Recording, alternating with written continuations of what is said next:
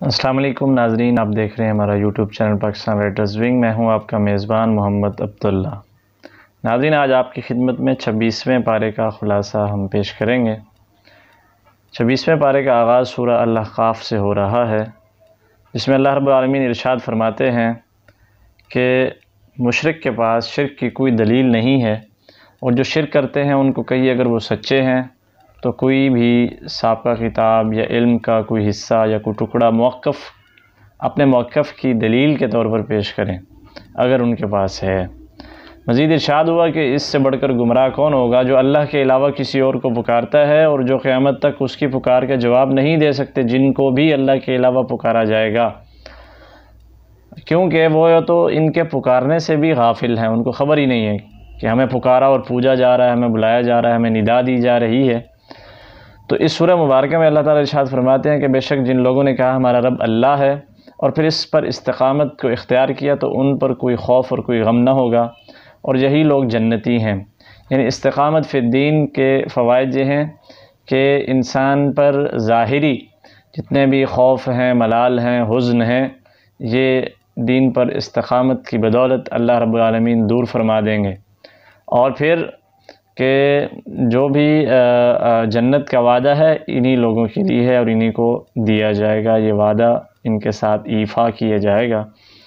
اس سورہ مبارکہ میں اللہ رب العالمین حکم فرماتے ہیں کہ ہم نے انسان کو اپنے والدین سے اچھے برتاؤ کا حکم دیا ہے۔ اس کی ماں نے اس کو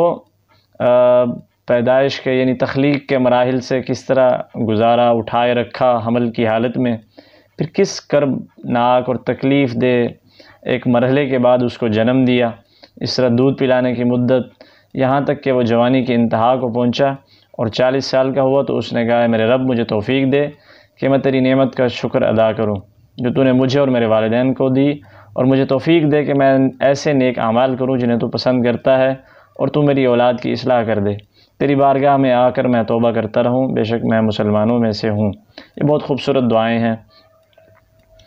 اس کے علاوہ اللہ تعالیٰ ایسے لوگوں کے بارے میں کہتے ہیں کہ یہی وہ لوگ ہیں جن کے بہترین اعمال کو ہم قبول کرتے ہیں، ان کی خطاؤں کو معاف کرتے ہیں، اور یہی لوگ جنتی ہیں۔ اس سورہ میں اللہ تعالیٰ نے حضرت محمد صلی اللہ علیہ وآلہ وسلم کو صبر کرنے کی تلقین کرتے ہوئے کہا ہے کہ آپ ویسے صبر فرمائیں جس طرح آپ سے قبل اولو العزم انبیاء کرام یعنی نوح، ابراہیم، موسیٰ علیہم السلام اور عیسیٰ علیہ السلام نے صبر فرمایا۔ جب رسول اللہ صلی اللہ علیہ وسلم نے دعوت دین پر صبر کیا تو آپ صلی اللہ علیہ وآلہ وسلم کا صبر تمام سابقہ انبیاء پر سبقت لے گیا۔ ایک حدیث شریف میں ہے کہ خود آپ صلی اللہ علیہ وسلم نے ارشاد فرمایا جس قدر تکالیف مجھ پر نازل ہوئیں، مجھ سے پہلے کسی نبی پر اتنی مصیبتیں، اتنی آزمائش نہیں آئیں۔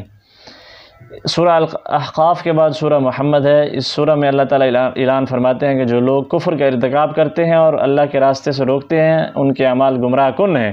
اور جو لوگ ایمان لائے اور نیک اعمال کرتے رہے اور رسول اللہ صلی اللہ علیہ وسلم پر نازل ہونے والی کتاب پر ایمان لائے جس کو اللہ نے حق کے ساتھ نازل فرمایا ہے، تو اللہ تبارک و تعالیٰ ان کی خطاؤں کو معاف کر دے گا اور ان کے معاملات کو سنوار دیا ہے۔ اس سورہ میں اللہ تعالیٰ نے اپنی ذات کے منکروں کا ذکر کرتے ہوئے کہا ہے کہ اہل کفر کا رہن سہن اور کھانا جانوروں کے کھانے کی مانند ہے اور ان کا ٹھکانہ جو ہے وہ جہنم ہے۔ جس طرح جانور حلال و حرام کی تمیز کے بغیر کھاتے ہیں، اس طرح کافر بھی حلال و حرام کی تمیز کے بغیر کھاتے ہیں، اور آج ہم دیکھ رہے ہیں ہمارے سامنے ہے کوئی پاکی پلیدگی حلال حرام ان چیزوں کا ان کے پاس نہ خیال ہے، نہ اس کا تصور ہے، نہ وہم و گمان ہے۔ اس کے بعد اللہ تعالیٰ ارشاد فرماتے ہیں لوگ قرآن مجید پر غور کیوں نہیں کرتے، کیا ان کے دلوں پر تالے لگے ہوئے ہیں؟ اس کے بعد اللہ تعالیٰ نے فرمایا ہے کہ جن لوگوں نے کفر کیا، اللہ کے راستے سے روکتے رہے، ہدایت واضح ہو جانے کے باوجود رسول کریم صلی اللہ علیہ وآلہ وسلم کی مخالفت کی اور اللہ کو کچھ نقصان نہیں پہنچا سکتے، ان لوگوں نے جنہوں نے رسول اللہ صلی اللہ علیہ وسلم کی مخالفت کی ان کے اعمال برباد ہو چکے ہیں۔ آج ہم دیکھیں کہیں ہم اعمال پر بھی زور ہے ہمارا، ہم اعمال تو کر رہے ہیں، کہیں ہم رسول اللہ صلی اللہ علیہ وآلہ وسلم کی مخالفت تو نہیں کر رہے، کیونکہ اس کا نتیجہ یہ ہے جو رسول کریم صلی اللہ علیہ وآلہ وسلم کی مخالفت کرتا ہے وہ اللہ کو تو کچھ نقصان نہیں پہنچا رہا، کسی کا نقصان نہیں کر رہا بلکہ اپنا نقصان کر رہا ہے کہ اس کے پلے میں اگر اس کے پاس اس کے نام اعمال میں اگر کچھ نیکیاں ہیں تو وہ ان کو ضائع اور برباد کر رہا ہے۔ اس کے بعد سورہ فتح ہے۔ سورہ فتح میں رسول کریم صلی اللہ علیہ وآلہ وسلم کو اللہ تعالیٰ نے فتح مبین کی بشارت دی۔ اس فتح مبین کا پس منظر یہ ہے کہ رسول کریم صلی اللہ علیہ وسلم اپنے 1400 رفقاء کے ہمراہ عمرہ کے لیے مدینہ منورہ سے مکہ مکرمہ روانہ ہوا۔ جب منزل قریب آئی تو مشرکین مکہ نے نبی کریم صلی اللہ علیہ وآلہ وسلم اور آپ کے صحابہ کو مکہ میں داخل ہونے سے روک دیا، تو آپ صلی اللہ علیہ وسلم نے مذاکرات کے لیے جناب عثمان غنی رضی اللہ تعالیٰ عنہ کو سفیر بنا کر روانہ فرمایا۔ جب آپ کی واپسی میں تاخیر ہوئی تو یہ افواہ پھیل گئی کہ حضرت عثمان رضی اللہ تعالیٰ عنہ کو شہید کر دیا گیا۔ اس موقع پر صحابہ کرام سے آپ صلی اللہ علیہ وآلہ وسلم نے قصاص عثمان کا جو ہے نا عہد لیا، ان سے بیعت کی، تو صحابہ کرام نے فوراً سے پہلے نبی رحمت صلی اللہ علیہ وآلہ وسلم کے ہاتھ پر اپنا ہاتھ بیعت کے لیے پیش کر دیا۔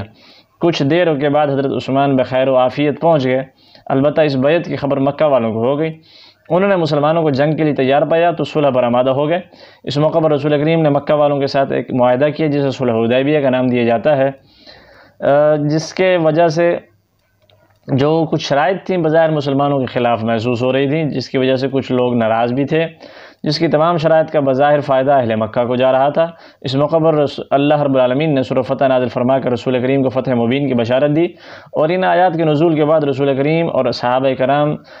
کے دل خوشی سے معمور ہو گئے۔ اللہ تعالیٰ نے فرمایا کہ جن شرائط کو تم اپنے خلاف سمجھتے ہو، در حقیقت یہ مسلمانوں کے لیے کھلی فتح کے مترادف ہے، اور حقیقتاً ایسا ہی ہوا کہ صرف 2 برس کے قلیل عرصے میں مسلمانوں کو فتح مکہ جیسی عظیم کامیابی حاصل ہوئی۔ اس کے بعد سورہ الحجرات ہے، اس میں اللہ تعالیٰ ارشاد فرماتے ہیں کہ اہل ایمان کو اللہ اور اس کے رسول سے آگے نہیں بڑھنا چاہیے، یعنی اللہ اور اس کے رسول کا حکم آ جائے تو اس کے بعد کسی دوسری تیسری بات یا کسی چیز کی، کسی استدلال، کسی جناب حیل و حجت کی ضرورت یا وہ نہیں رہتی کہ جی آپ اللہ اور اس کے رسول کے حکم آ جانے کے بعد بھی دائیں بائیں کے راستے دیکھیں، کوئی اور راستہ ڈھونڈیں، کوئی اور قول ڈھونڈیں، کوئی اور راستہ دیکھیں، یہ غلط ہے۔ تو اس طرح یہ بھی کہا گیا کہ اپنی آواز کو نبی کی آواز سے بلند نہ کرو، جس طرح تم میں سے بعض اپنی آواز بلند کرتے ہیں، ورنہ تمہارے اعمال برباد ہو جائیں گے اور تمہیں خبر بھی نہیں ہوگی۔ تو اس سے مراد یہ ہے کہ آپ صلی اللہ علیہ وسلم کا حکم آ جائے تو اس کے بعد کوئی بات آپ پیش نہیں کر سکتے، یہ آپ کی آواز سے آواز کو بلند کرنا یہ ہے کہ آپ کی آواز کے مقابلے میں، آپ کے قول، آپ کے فرمان، آپ کی حدیث کے مقابلے میں کسی اور چیز کو پیش کرنا۔ اس کے علاوہ جو ہے اس سورہ میں اس چیز کی تلقین کی گئی ہے، جب کوئی فاسق تمہارے پاس خبر لے کر آئے تو پس تمہیں چاہیے کہ تم اس کی تصدیق اور تحقیق کر لیا کرو، بغیر سبب کے کسی قوم کے خلاف ہو جاؤ، ایسا نہ ہو کہ بعد میں تم اپنے کیے پر ندامت اٹھانا پڑے۔ اس سورہ میں اللہ رب العالمین نے ارشاد فرمایا اگر مومنوں کے 2 گروہوں میں آپس میں اختلاف ہو جائے تو ان کے درمیان صلح کروا دینی چاہیے۔ اگر ایک گروہ سرکشی پر تلا رہے تو ایسی صورت میں باقی گروہ کے خلاف جنگ بھی کرنی چاہیے، یہاں تک کہ وہ صلح پر آمادہ ہو جائے۔ اس کے بعد یہاں پر تقوی جو ہے وہ فضیلت کا سبب بتایا گیا کہ قبائل، قومی اور گروہ جو ہے نا وہ صرف تعارف کے لیے ہیں، جبکہ جو فضیلت کا معیار ہے وہ تقوی ہے۔ اللہ کی نظر میں، اللہ کے سامنے جو پرہیزگار ہے وہی عزت دار ہے۔ سورہ قاف ہے، اس کے بعد سورہ قاف میں اللہ رب العالمین نے تخلیق ارض و سماوات کا ذکر کیا ہے کہ آسمان و زمین کو 6 دن میں بنایا، اور 6 دن میں کائنات کی تخلیق کے بعد اس کو جو ہے نا مکمل انداز میں ترتیب دے دیا۔ اس سورہ میں اللہ تعالیٰ نے اس امر کا بھی ذکر کیا کہ جہنم میں جب جہنمی ڈال دیے جائیں گے تو جہنم کہے گی میرے اندر اور لوگوں کو ڈالا جائے۔ جہنم سے بچ کر نکل کر جنت میں داخل ہو جانے والے خوش نصیب وہی ہوں گے جنہوں نے تقوی اور پرہیزگاری کو اختیار کیا ہوگا۔ اس سورہ کے آخر میں اللہ تعالیٰ فرماتے ہیں کہ آپ قرآن مجید کے ذریعے ان کو نصیحت کریں جن کے دلوں میں خوف رہتا ہے۔ اس کے بعد آخر میں سورہ الذاریات ہے۔ اس سورہ میں اللہ تعالیٰ نے بہت سی قسمیں اٹھانے کے بعد کہا ہے کہ قیامت ضرور آئے گی۔ دعا ہے کہ اللہ رب العالمین ہمیں اپنی آخرت کی فکر کرنے کی، اس کی تیاری کرنے کی توفیق عطا فرمائے اور قرآن و حدیث پر عمل کی توفیق سے نوازے۔ وآخر دعوایا ان الحمد للہ رب العالمین۔